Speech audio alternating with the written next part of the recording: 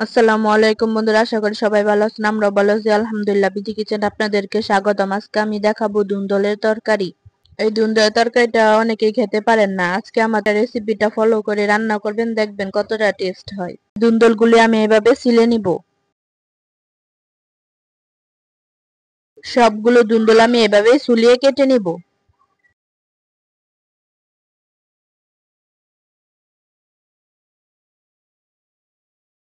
সবগুলো দুন্দল আমার কাটা শেষ, আমি এখন উঠিয়ে নিব।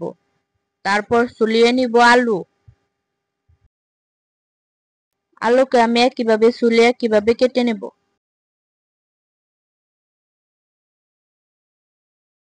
এইভাবে সবগুলো আলু আমি লম্বা লম্বা করে কেটে নিব। আলুগুলো কাটা শেষ, আমি এখন উঠিয়ে নিব। এবার কেটে নিব পেঁয়াজ। পেঁয়াজগুলো আমি কুচি কুচি করে কেটে নিব। পেঁয়াজগুলি কাটা শেষ, এখন চুলায় বসিয়ে দেব একটা কড়াই। কড়াইটা গরম হয়ে গেলে দিয়ে দিব পরিমাণ মতো তেল। তেলটা গরম হয়ে গেলে দিয়ে দিব মাছ। মাছগুলি আমি হলুদ আর লবণ দিয়ে মাখিয়ে নিয়েছি। মাছগুলো ভাজা শেষ, আমি এখন উঠিয়ে নিব।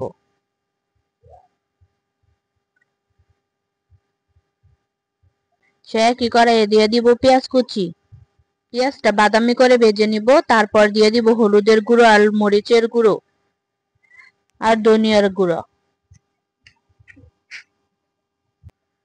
স্বাদ মতো লবণ দিয়ে ভালো মতো মশলাটাকে ভেজে নিব। সামান্য একটু পানি দিয়ে মশলাটাকে কষিয়ে নিব। তার জন্য ঢেকে দিব 5 মিনিট। চলে আসলাম 5 মিনিট পর, মশলাটা কষানো হয়ে গিয়েছে। এই পর্যায়ে দিয়ে দিব কেটে রাখা দুন্দল আর আলু। তারপর মশলার সাথে ভালো করে মিক্স করে নিব। এবার ঢাকনা দিয়ে ঢেকে দিব।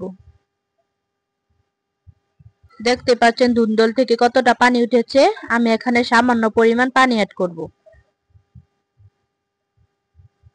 আর দিয়ে দিব কয়টা কাঁচামরিচের ফালি। মাছগুলি দিয়ে এবার ঢাকনা দিয়ে ঢেকে দিব।